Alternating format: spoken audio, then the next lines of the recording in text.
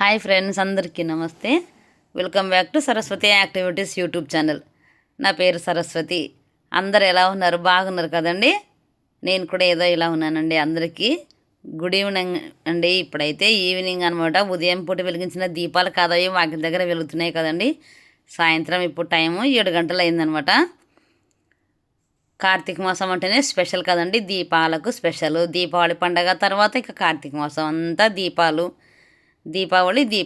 చూడండి. మా ఇంటి దగ్గర సింహద్వారం దగ్గర వెలిగించిన దీపాలు. మరి ఇప్పుడే కదండి స్పెషల్గా వెలిగించేది. ఇక ఈ కార్తీక మాసం అయిపోతే ఇక దీపాలు పెట్టలేము.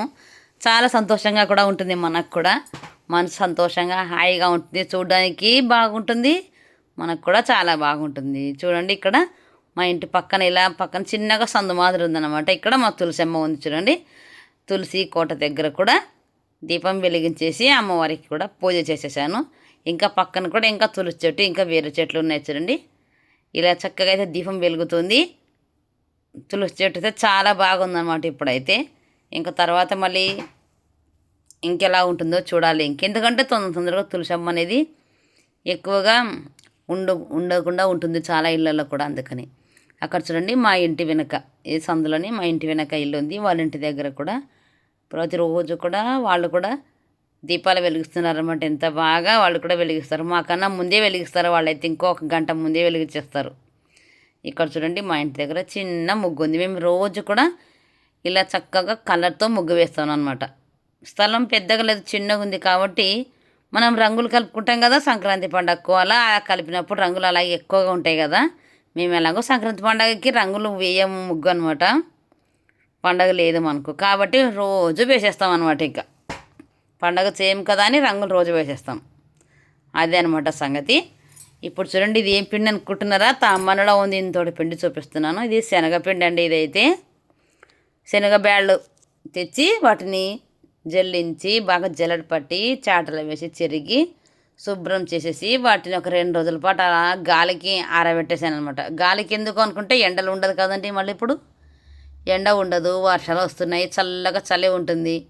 మళ్ళీ అందుకే బయట అక్కడ ఫ్యాన్ కింద అలా ఆరబెట్టేసి బ్యాళ్ళు బాగా ఆరిపోయాక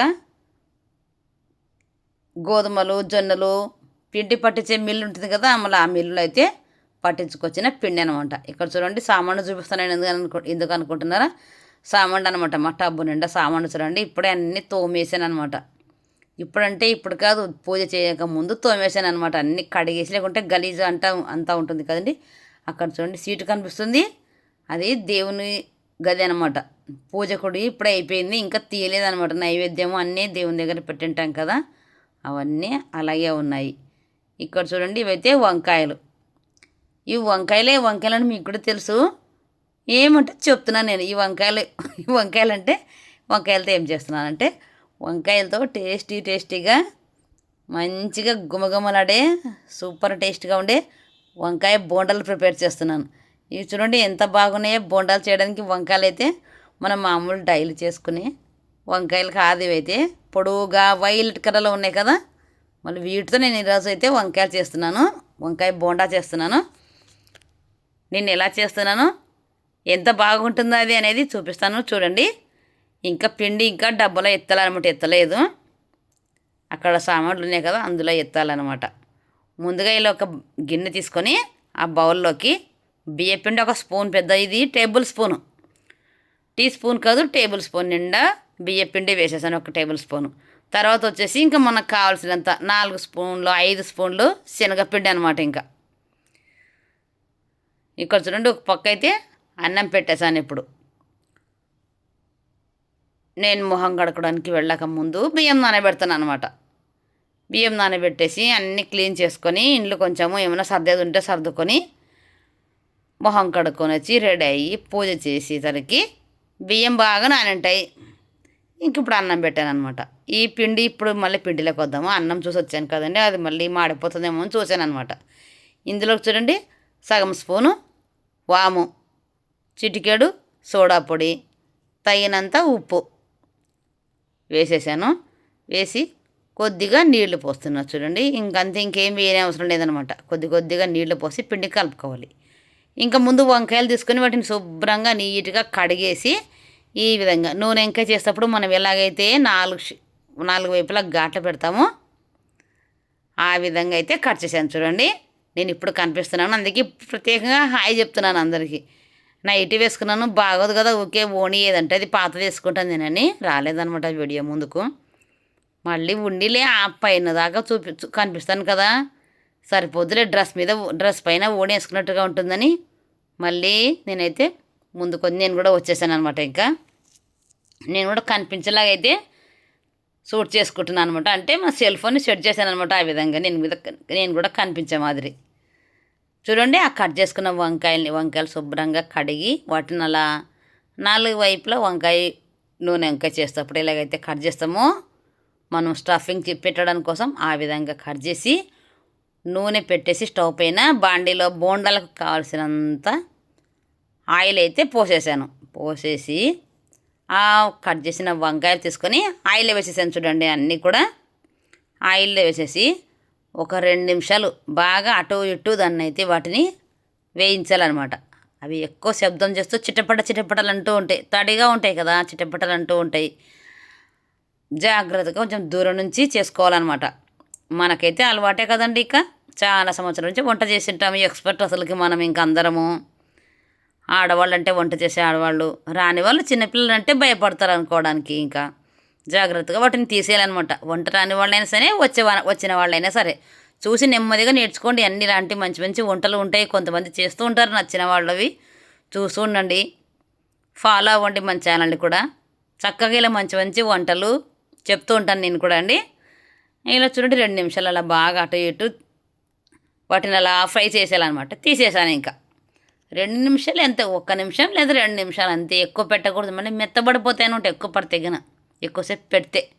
తొందరగా వాటిని తీసి ఇంకా పక్కన పెట్టేశాను అనమాట. ముందు మన ఛానల్ సబ్స్క్రైబ్ చేసుకోండి ప్లీజ్ అండి, సబ్స్క్రైబ్ చేసుకొని వీడియో చూడండి, అలాగే లైక్ చేయండి, షేర్ చేయండి, కామెంట్ పెట్టండి.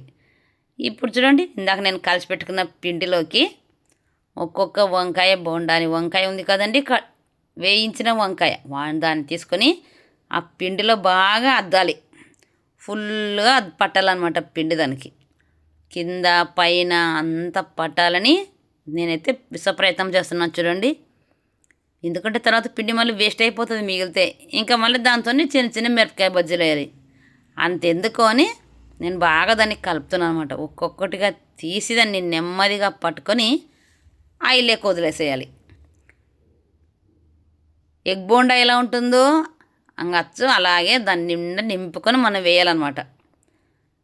కాకపోతే పిండి కాస్త గట్టిగా కలుపుకోవాలండి. అసలుకి పలచగా కలిపామనుకోండి అది పట్టదు, ఒక జారిపోతుంది. మనకు వంకాయ లావుగా ఉంటుంది, మరి దాని నిండా పిండి పట్టుకుంటేనే చాలా బాగుంటుంది. పిండి పట్టుకుంటే పిండి ఎక్కువ పడితే పిండి ఉంటుందేమో అనుకుంటారేమో, ఉండదండి అసలుకి. బియ్యపిండి వేసాను కదా, మంచి బియ్యపిండి, ఇంట్లో నేను ప్రిపేర్ చేసుకున్న బియ్యపిండి అనమాట ఇది.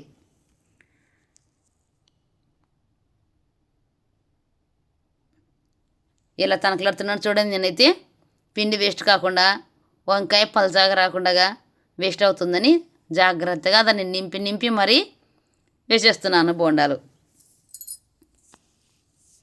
ఫుల్గా పట్టుకోవాలన్నమాట పిండి, వంకాయ కనిపించకుండా ఫుల్ పట్టేసుకుంటేనే చాలా అన్నమాట. మిరపకాయ బజ్జీ అద్దె ఇలా గీరే వేస్తుంటారు కదండి, సైడ్కంతా ఒక సైడు మిరపకాయ కనిపించాలని.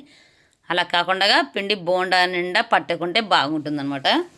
క్రిస్పీగా కరకరలాడుతూ ఉంటాయి, చాలా రుచిగా ఉంటాయి అన్నమాట. అదే టిప్పు, సీక్రెట్ బజ్జీలు చేసేటప్పుడు మనము బియ్యపిండిని సీక్రెట్ అనమాట, ఏం కాదు బియ్యపిండి నేను చెప్పేది. సోడపొడి ఇంత పోయిన అవసరం లేదు, ఒక చిటికెడు వేయాలంటే వేయాలి అంతే అనమాట. బియ్యపిండి వేస్తే చాలు బాగా కరకరలాడతాయి. అందులో నేను పసుపు పొడి కూడా వేసాను, మర్చిపోయాను చెప్పడం మీకైతే.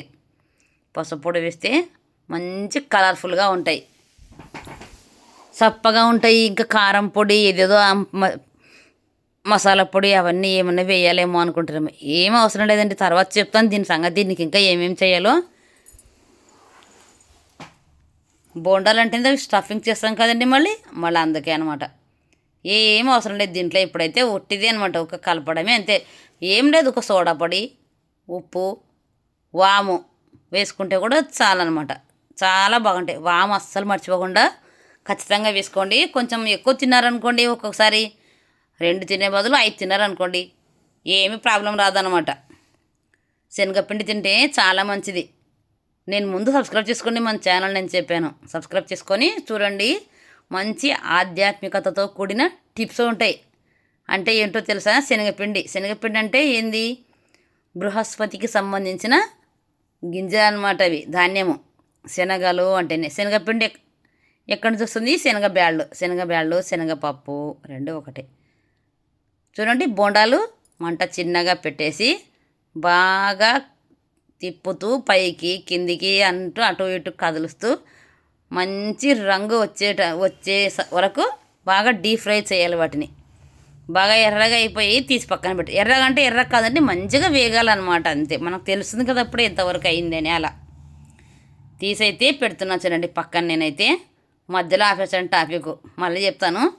శనగబ్యాళ్ళు శనగపప్పు 2 ఒకటి. అవి ఎక్కడ దేంతో వస్తాయి అంటే శనగలతో వస్తాయి. కొమ్ము శనగలు, ఎర్ర శనగలు అంటారు కదా అవి.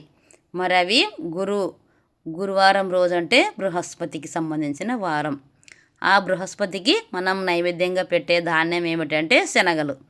మరి శనగలు తింటే గురు బలం మనకు వస్తుందన్నమాట.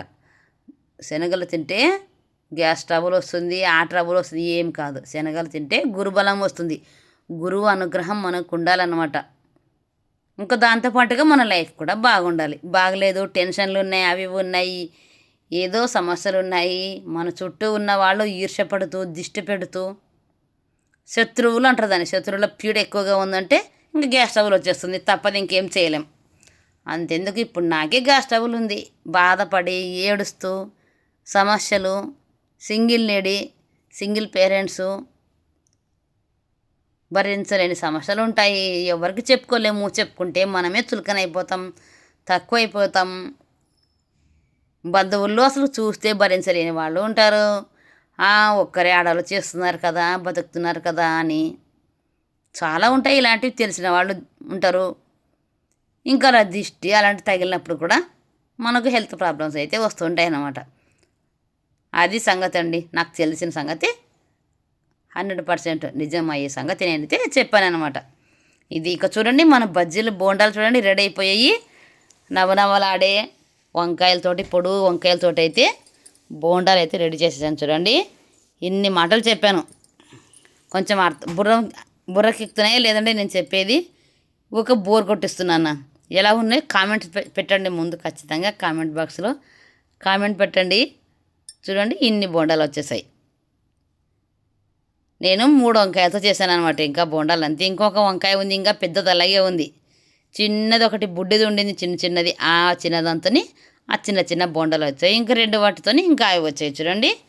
వాటిని చిన్నగా కట్ చేశాను. అంత పొడుగా కూడా కాదనమాట. చిన్నగా ఒక వేలు సైజు, చిన్న వేలంత సైజు అంతా ముక్కలు కట్ చేసి వాటిని 4 ఒప్పలు చేశాను నేను. నూనె వంకాయ ఎలాగైతే చేస్తామో అలా చేశాను. రండి భోంచేద్దాం, డిన్నర్ చేస్తున్నాము చూడండి. మేమైతే రాత్రి భోజనంకి అయితే అన్నీ పెట్టుకున్నాము, కూర్చున్నాము.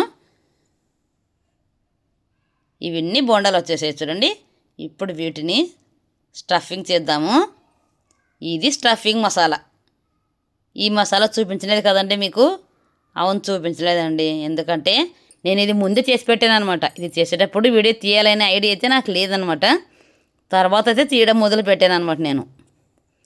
సూపర్గా ఉంటుంది చూడండి. ఇదైతే ఈ స్టఫింగ్ మసాలా తినటం కోసమే నేనైతే బోండాలు ప్రిపేర్ చేస్తాను ఎక్కువగా. ఉప్పు, కారం, మసాలా, పప్పుల పొడి, నూనె, పసుపు పొడి, ధనియాల పొడి, అల్లం, ఎల్లిపాయలు, కొత్తిమీర పేస్టు, పచ్చిమిరపకాయలు, ఇంకా అన్నీ మనకు అన్ని పేస్టులు అన్నీ కలిపేసి నూనె పోసి మిక్స్ చేసిన మసాలా పేస్ట్ అనమాట. అదైతే చాలా సూపర్గా ఉంటుంది. నోట్లో పెట్టుకుంటే అసలు నోరు ఇరిపోతుంది అనమాట, చప్పరించవచ్చు. చాలా బాగుంటుంది, టేస్ట్గా ఉంటుంది అనమాట. చూడండి ఒక్కొక్క బోండా తీసుకొని చాక్ తోటి దాన్ని అలా మధ్యలో ఒక ఘాటు పెట్టేశాను నేను. అలా ఒక్కటి నిలువుగా పెట్టుకోవచ్చు, లేకపోతే ఇంకా అడ్డంగా కూడా పెట్టుకోవచ్చు. నేనైతే ఇలా నిలువుగా మాత్రమే మొత్తం ఫుల్గా పైనుంచి కింది వరకు దాన్ని అయితే కట్ చేసి పడేస్తున్నాను చూడండి, కోసేస్తున్నాను. దాన్ని పొట్ట చీల్చి ఒక స్పూన్ నిండా మసాలా తీసుకొని దాన్ని పైనుంచి కింద వరకు బాగా లోపలకు కూరుతున్నాను దాన్ని. స్టఫింగ్ అనమాట. స్టఫింగ్ అనాలి కదా. స్టఫింగ్ చేస్తున్నా చూడండి. ఫుల్గా కూరుకుంటున్నాను నేనైతే. బాగా మన కారం పొడి, పచ్చిమిరపకాయలు అన్నీ వేసేసాను నేనైతే. ఎవరికి తగినంత వాళ్ళు పెట్టుకోవచ్చు అనమాట. స్టఫింగ్ వచ్చేసి ఇప్పుడు ఫుల్గా పెడుతున్నది. కారం ఎక్కువ ఎవరు తినారనుకుంటారో వాళ్ళు తినవచ్చు అనమాట. ఆల్రెడీ మా అమ్మాయి వచ్చేసింది కూడా. ఇంకా భోజనం ఇంకా లేట్ చేస్తున్నాను నేనైతే. బోండాలు వేయడం పెట్టుకున్నాను. ఈరోజు లేట్ అవుతుందని మా అమ్మాయి ఒక సైడ్ చెప్తూ ఉందన్నమాట. ఇవి అన్నం, పప్పు, అన్నము, చారు, రసం చేసినప్పుడు నంచుకోవడానికి బాగా వస్తుంది అనమాట. ఎందుకంటే పప్పు అంటే కొంచెం సాఫ్ట్గా ఉంటుంది. చూడండి ఎంత చక్కగా ఉన్నాయో. బాగా ఉన్నాయి చూడండి. సాంబారు అయితే దాంట్లో అన్ని కర్రీస్ ఉంటాయి. ఇక చారు, రసం, పప్పు చారు, టమాటా చారు చేసామనుకోండి, దాంట్లోకి నంచుకొని తింటే చాలా బాగుంటుంది. ఇంకా ఈవినింగ్ టైము స్నాక్గా తినడానికి కూడా చాలా బాగుంటుంది. కాఫీలు, టీలతో పాటు స్నాక్ తింటుంటారు కదండి. చూడండి చూస్తుంటేనే నోరూరించే గుమగుమలాడే వంకాయ బోండా, గుత్తి వంకాయ బోండా చాలా బాగుంటుంది. మీరు కూడా చేసుకోండి. ఇదే విధంగా వంట రాని వాళ్ళు కూడా ఈజీగా చూసి నేర్చుకోవాలండి. ఏదో ఏదో ఏదో చేస్తున్నారు వాళ్ళు. మాకేం రాదా, మేము కూడా చేస్తాము ఎన్నిసార్లు అని అనుకోవచ్చు. మీరు చేస్తుంటారు కానీ యూట్యూబ్ ఛానల్ ఉండదు కదండి మీకు. మళ్ళీ మాకు ఛానల్ ఉంది. మేము ఏదో ఒకటి మేము చేసింది స్పెషల్. ఈరోజు ఇది చేసాము, ఇలా చేసాము, మీరు కూడా చేసుకోండి, చాలా బాగుంటుంది. ఇది తింటే ఏమి అనేది చెప్పాను. ఈ వంకాయ చేశాను. ఈ వంకాయ తింటే ఏమంటే చాలామందికి వంకాయ కూర తింటే అలర్జీ వస్తూ ఉంటుంది. కానీ ఇప్పుడు నేను చేసిన వంకాయ అస్సలు అలర్జీ రాదు. సాఫ్ట్గా ఉంటుందన్నమాట వంకాయ అనేది. అది లోపల వైట్గా మంచిగా క్రీమ్గా ఉంటుంది వంకాయ. విత్తనాలు కూడా అస్సలు ఉండవు. ఆ విత్తనాలు ఉన్నా కూడా అవి ఏం చేయవు. మంచిగా ఉంటుందన్నమాట. మన నేతి బీరకాయ అంటారు చూడండి, అలా ఉంటుందన్నమాట. టేస్టీ వంకాయ బోండా రెడీ.